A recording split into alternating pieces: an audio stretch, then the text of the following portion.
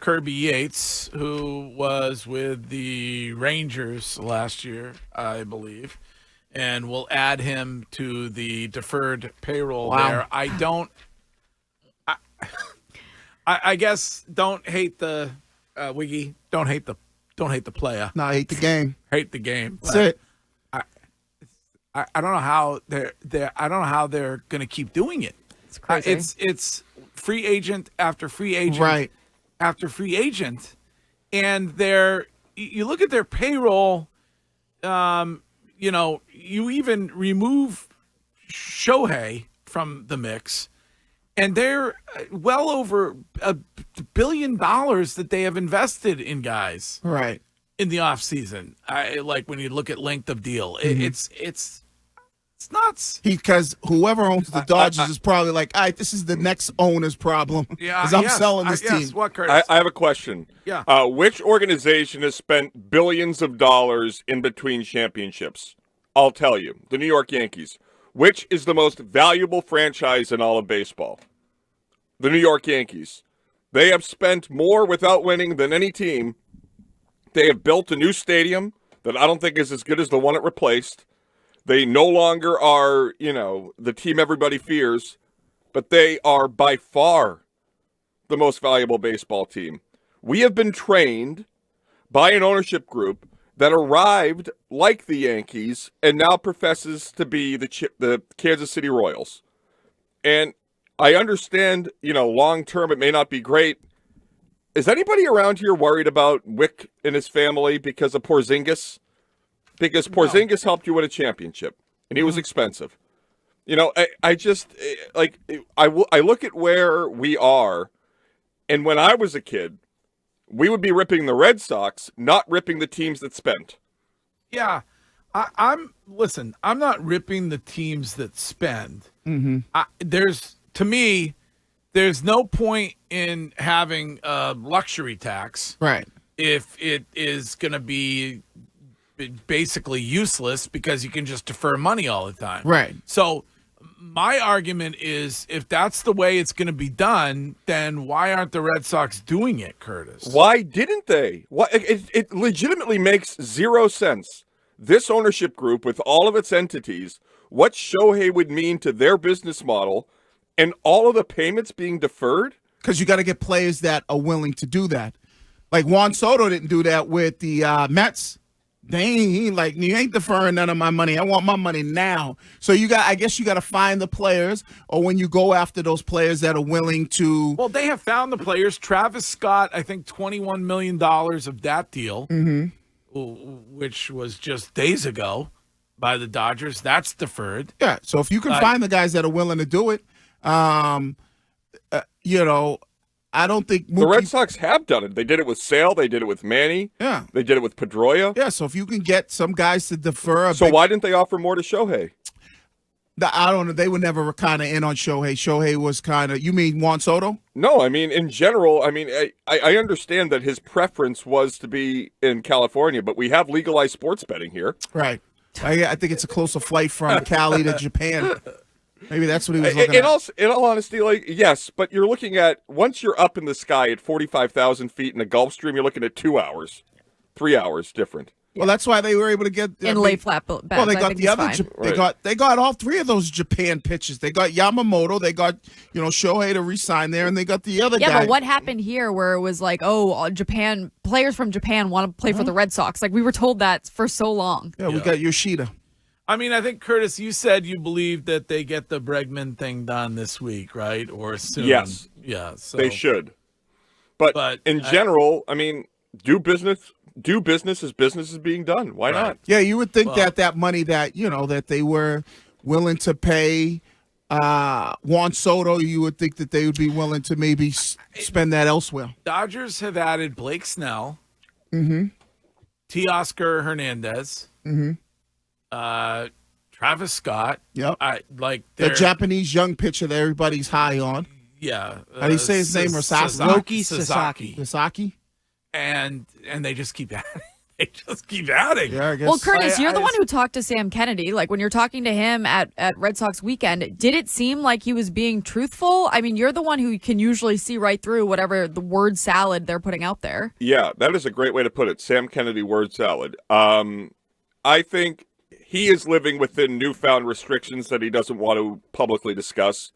But his answer on Soto was good. He said he viewed him, and the organization viewed Soto as Ted Williams.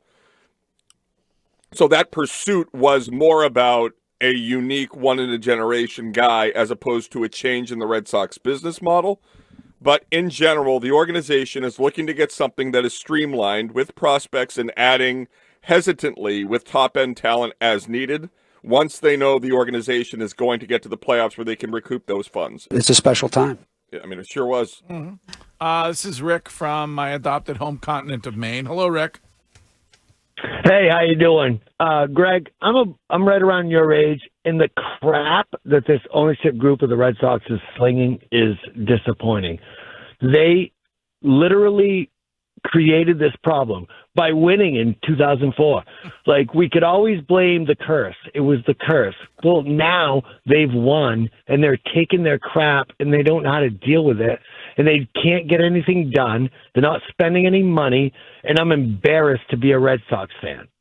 Was your expectation after what happened last season and 3 of the last 4, whatever, 4 of the last 5, was your expectation that they were actually going to spend reasonably in this offseason? Absolutely. Absolutely. Like, why wouldn't they? They have all the money in the world. They proclaim that we're the Boston Red Sox, but yet then they spend like they're the freaking Marlins. It sucks. Yeah. Well, I wouldn't say the Marlins.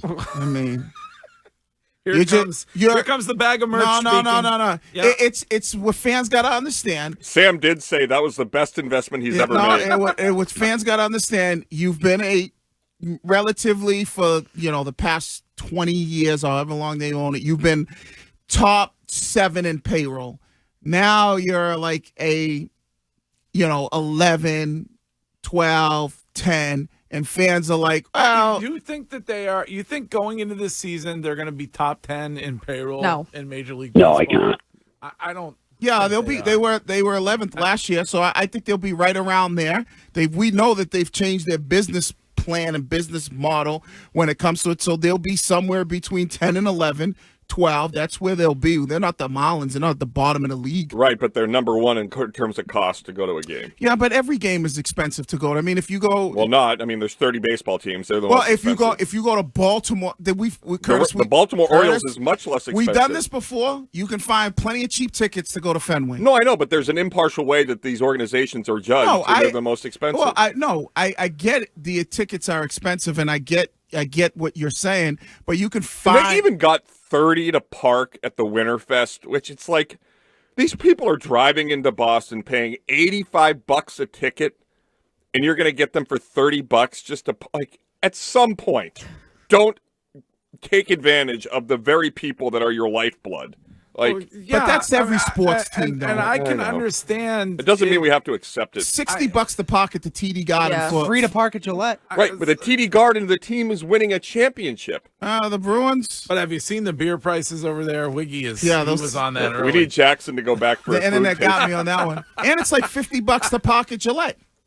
And like $50 to park at Gillette. It's free. It's free if you're in one of the Patriots lots. Right. You just park across the street in the dirt lot, and it's free. Do you guys remember? Oh, is it? Well, you don't have to pay if you go. If you're going to park in like well, a lot of tickets come with parking, so you're. Well, maybe a lot of your tickets. Yeah, not a lot of tickets. Not a lot of tickets. My favorite parking experience of my life was when we went to the Woo Sox game.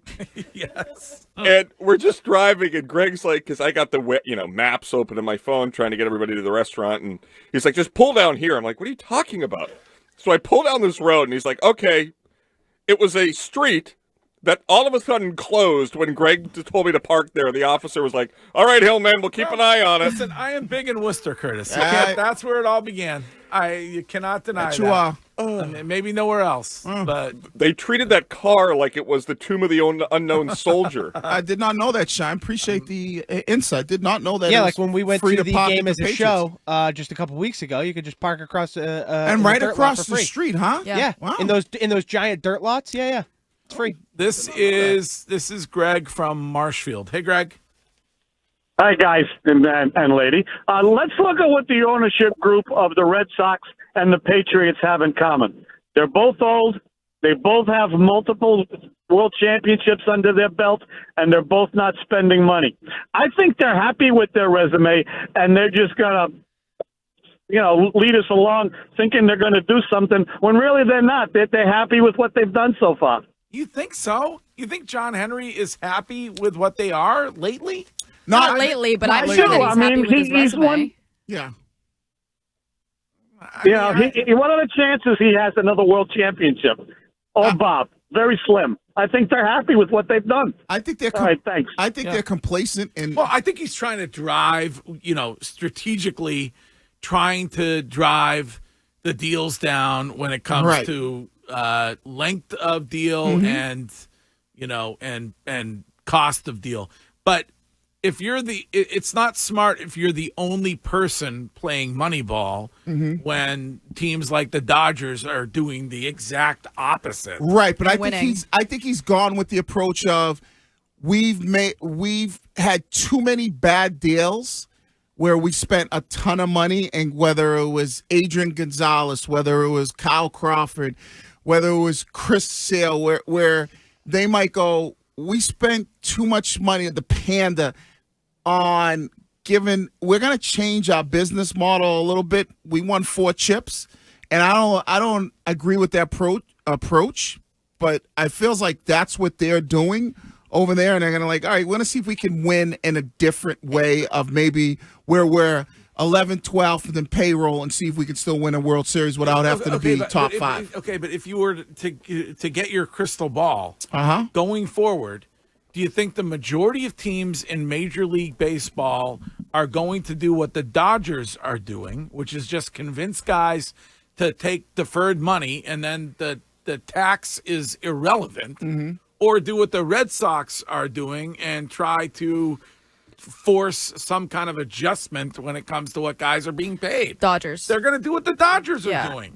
But the thing is John Henry, why does he care? The Red Sox and what they're spending, what their roster looks like right now, he already has the World Series under his belt. It's only part of his portfolio. Like, he is so spread all over the place that I think in his mind, he goes to sleep at night and he's like, who cares about the Red Sox? I think it's probably, and I wouldn't know because I'm not the diehard baseball guy, but I think in baseball, the disparity of the teams that get to the World Series and win, that spend a ton of money, versus the teams that the Tampa Bay Rays or, the Kansas City Royals, teams that don't spend a bunch of money.